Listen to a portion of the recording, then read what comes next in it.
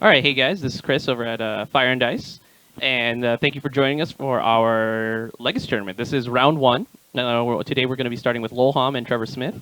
For those of you unfamiliar, we hold these once a month over at Fire and Dice, sometimes even twice a month, depending on how the schedule works out. But yeah, well, at least once a month. More often than not, these gentlemen play for. Our participants play for staples. Sometimes even for a hefty cash prize. So we definitely have a very strong and healthy Magic community here in Southern California, and looks like today we will be seeing, yes, Trevor Smith versus Lowell with a pretty classic matchup, I would say. This is not like it's not say I would say common, but it's definitely a classic matchup. It does show up on people's radars fairly often.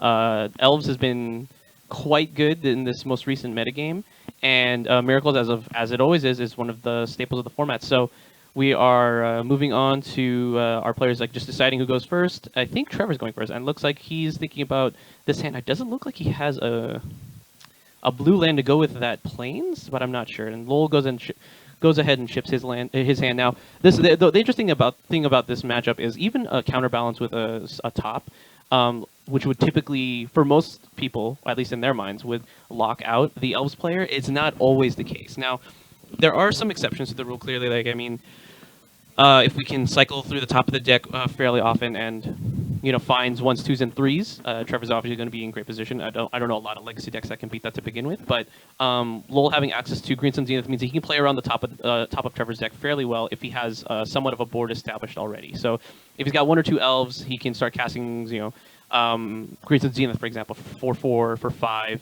to kind of play around the top and then get a what is it called? Get a Reclamation Sage going and can really start doing some damage. But it looks like Lowell's going to be going first. We have a slight glare going on over there, but it looks like most of these cards are going to be, or most of these, I'm sorry, are going to be, let's see. Ooh, where did I? Looks like we have some small technical difficulties. I don't have the life total set up right now on the layout, but I will be getting that going into round 2. We may cut to a small break so that I can make sure that that's working correctly. Lowell, however, is going to start with Forest into Deathrite Shaman.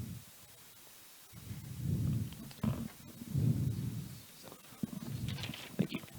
All right, so we do have deck lists for our competitors here. So Lowell is on fairly stock build, nothing too spicy in the main. Nope, no Leovold like we've been seeing lately. So yeah, nothing super out of the ordinary. Whereas for Trevor leads with, oh, actually Trevor's not on Miracles. My goodness, he audibled the last minute. That guy tricked me. Let's go ahead and get that corrected. He is on, in fact, Death and Taxes. So never mind. That's why I couldn't tell from that. I did see Stoneforge Mystic, so I should have known. Lowell's going to go ahead and end up with a Wirewood Symbiote in play. Yeah, the glare is starting to become very problematic. In fact, I'll have to go fix that as well. So it does, just to confirm, we will be going to a small break, moving into round 2, just so we can make sure that all of these things are working correctly, that we have like the appropriate stream layout. This one is, while it does seem appropriate, there are a few things that we're missing from it. Most notably, we are missing, like I said, we are missing life totals, which is obviously very important.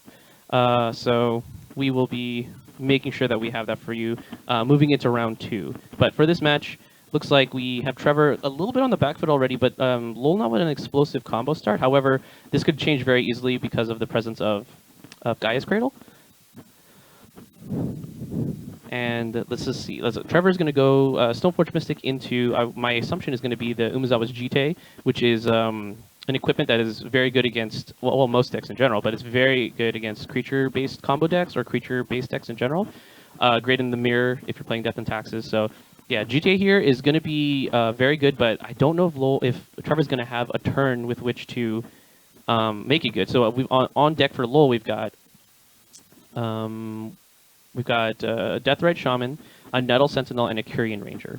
All of these, not like threats in and of themselves, except for the Deathrite Shaman, but all key components to allowing elves to like build up a lot of mana and to have a very explosive turn. Now I see Lowell shuffling to the front. He's got a glimpse of nature. He looks like he has 2 glimpses in his hand, and he could start to refill his hand, put himself in a really dominant position. He doesn't need to fear the GT too much, even next turn, if he manages to supply a large amount of elves. So it looks like Lowell is going for the double glimpse. No, he's going for the single glimpse.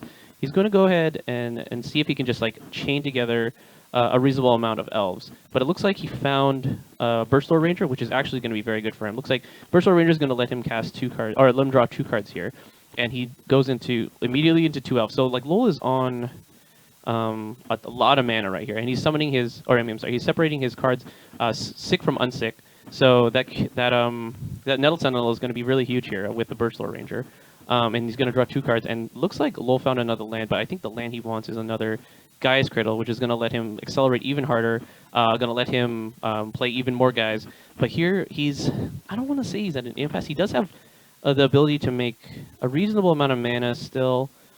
Looks like he can at least make 2 mana, but he's gonna go ahead and fetch. He's gonna go down to 18, and then this is probably going to be a Bayou, I would imagine. But yeah, Trevor definitely behind the gun here. Being on the play certainly hampers his ability to kind of interact with this, or being on the draw, I should say. I'm sorry, hampers his ability to interact with this kind of start. Lowell having Nettle Sentinel is certainly proving to be one of the reasons why this hand is so powerful. Double Glimpse being only part of the reason, to be honest.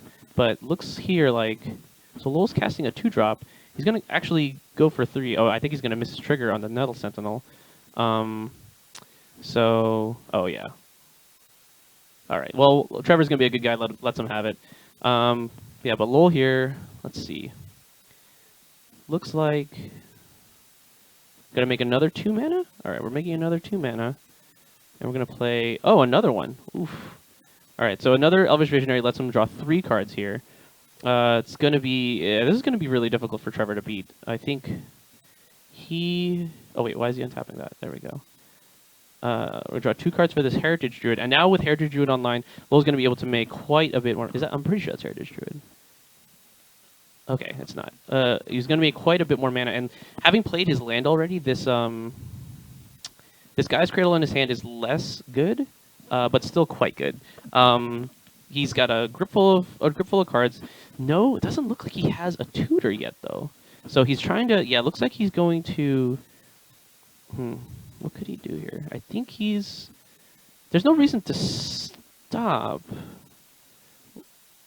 I think he's shifted the... He shifted the Green Sun Zenith, or I'm sorry, not Green Sun, the Glimpse to the, or the Heritage Druid to the front, so that this signals to me he's going to continue to combo off. All right, so he's going to draw 2 cards here. Let's see, how can he... Wirewood Symbiote, ooh. Okay, I think this is probably going to be it for Trevor. He finds the second, he finds the second Nettle Sentinel. Then he's going to tap those 2, and the Heritage Druid, which he just played.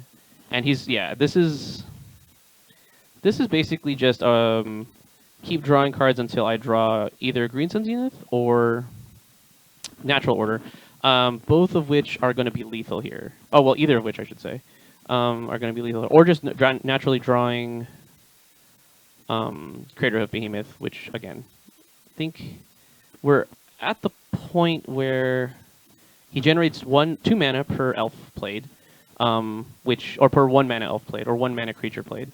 So he needs to, let's see, so we're getting another Symbiote going.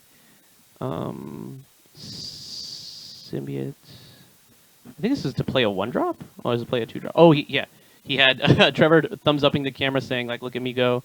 But, like, Lowell does actually need to find the kill. Looks like that is a Green Sun Zenith. Is there a Natural Order?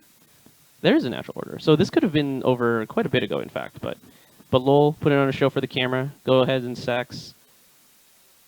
What is he going to sacrifice? Nice. He sacrifices one of the Elvish Visionaries. He's going to go ahead and get Crater of Behemoth, and it's going to be an excessive amount of damage. And then we're going to go ahead and go to game 2. So Lowell Hahm takes game 1. He combos off in I want to say he comboed off on turn 3, which is not uncharacteristic of Elves. It's typically a turn 3 deck. And Trevor Smith just a little too slow. He didn't have any interaction for a 1 mana, or for the 1 or 2 mana play. I'm sorry, the turn 1 play or the turn 2 play. So, that being the case, let's see where we're moving on to in sideboard. So in the sideboard, Trevor has copies of more removal, one of which, Path to Exile, probably not very good against Elves, but at this point I think you kind of want everything that you can get. Aethersworn Canonist is very good against Elves as well. It doesn't allow for the turn that we just saw, which is like, it's just like a pure combo turn. It's very difficult to interact with because they're playing so many spells, and so many of the pieces are redundant, so it doesn't lend itself well to being interacted with. So yeah, Aethersworn Cannon is good. Containment Priest also reasonable against Natural Order and or Green Sun Zenith, which are kind of like the pieces that Lowell needs in order to get through his combo quicker. And then Pithing Needle might not be bad. I wouldn't know if it comes in this particular matchup because I don't think it's powerful enough. But it certainly might have its uses. Pithing Needle. Oh, Pithing Needle can't name mana abilities. I'm thinking about Phyrexian Invoker can, but Pithing Needle might have some uses. We'll see. But yeah, if I were in Trevor's seats, I like Path to Exile. Aethersworn Cannon is Containment Priest for sure. And then if he's trying to slide in another card, maybe Pithing Needle. Now on Lowell's side, well, he's got a fairly... So Null Rod is definitely very good against Trevor Smith's array of equipment, also Aether Vials, as we saw. The 4th Natural Order, I don't think he wants or needs it, but it's not a terrible choice. The Reclamation Sage also, again, that's also very good against his Trevor's suite of artifacts.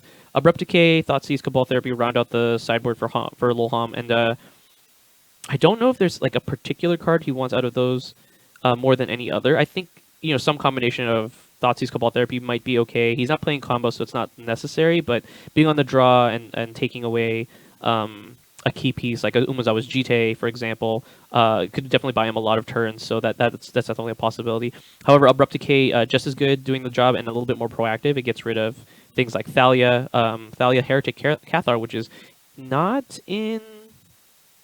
No, it's not in Trevor's main, which it's definitely good against that guy, the Heretic Cathar, but reasonable against pretty much everything else in the deck. It hits almost everything except for the 2 Mirran Crusader, both of which I don't feel are... I mean, they're good against Elves, but they're really slow. So, yeah, on Lowell's side, I hazard to say definitely Null Rod. We might want the Scavenging Ooze, but I doubt it. And then the Rex Sage Abrupt Decays are probably coming in. They're just way more proactive, except for the Null Rod. They're way more proactive, and they protect Lowell to a certain extent from getting locked out by... for the biggest one is honestly Umezawa's Jite. That's the card that Lowell wants to see. The absolute least. It's the card that kind of makes it so his strategy can't get online, and really prevents him from kind of turning the corner when he's ready to combo off. And Trevor knows that, so he's going to look for ways to also be proactive against the rest of Lowell's deck while trying to resolve a Jite or have it stick. But here we go. Going to move on to game 2. Lowell just got pile shuffling, and the interesting thing between well, maybe not between these two players, but Lowell and Trevor actually don't get to play that often, despite being, everyone from SoCal and Legacy being a pretty tight-knit community. Besides the fact, I think it's kind of underestimated. Lowell actually used to run Fire and Dice. He used to be one of the owners, and he recently ceded his share of the company. And so now he's just like another Magic player. He's obviously still well respected in the community for having set up a great community in general here at Fire and Dice. And as a Legacy aficionado, he tries to be here every month to kind of see some old faces and sling some cards. So it's good to see him out here playing. Trevor, a longtime grinder. We've known Trevor for many, many years. Myself, Lowell, and our other partner, Day. So there's a lot of history here. We're all good friends, and that's kind of like how I envision Legacy in general, is that because the scarcity of the card pool, a lot of these players we meet on a fairly regular basis. We get to talk to them and learn about them and like what kind of decks, what kind of cards they own, et cetera, et cetera. It's a little bit more tight knit than I would say other Magic format communities. Not to say that those aren't also present in those communities, but I would say, for my money, it's a little bit more present in Legacy, just because of how many events actually even get to get run a month or a year. Like I think this year we only have 2 or 3 Legacy GPs. I think it's two Legacy GPs in 2017, which is slightly. I think that's average, but here we go. Trevor Smith leading with Plains and Go. So Lowell has an opportunity here to. Obviously stick a turn 1 play, but leading with Bayou is not where he wants to be. Looks like he's green. Is that a Deathwatch Shaman or a Green Sun Zenith? Glare is becoming very, very, very difficult. So yeah, Green Sun Zenith, he's going to get a Dryad Arbor. This could be met with a Swords to Plowshares by Trevor, which would nullify Lowell's turn 1 play. That'd be pretty good. Oh, sorry about that. L Carry NP. So today we have 41 players. Interesting side note, Pro Tour champion, I believe, at one point, and prospective Hall of Famer. Tom Martell is in the building, so he's probably playing. Let's see, he emails his deck list, so I can actually tell you what he's playing. Tom Martell, there he is. He's playing Miracles. So Tom Martell's on Miracles today, so that's pretty exciting. Tom Martell joins us. Should probably tweet that out.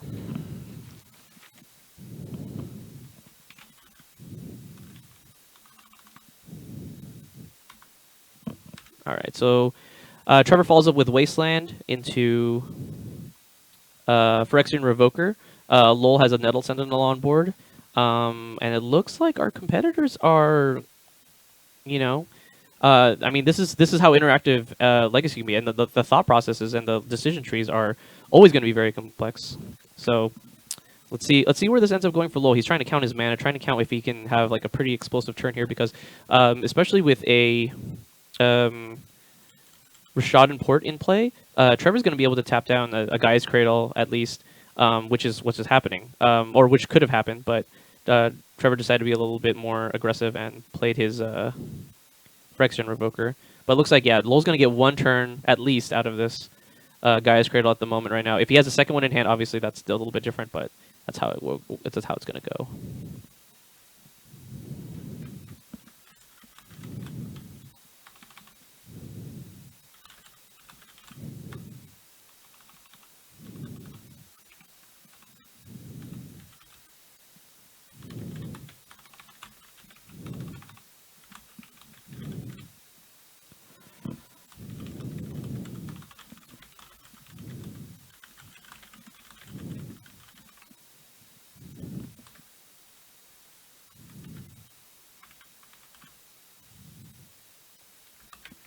All right, so looks like Lowell's Green Sun's anything here for probably another Dryad Arbor.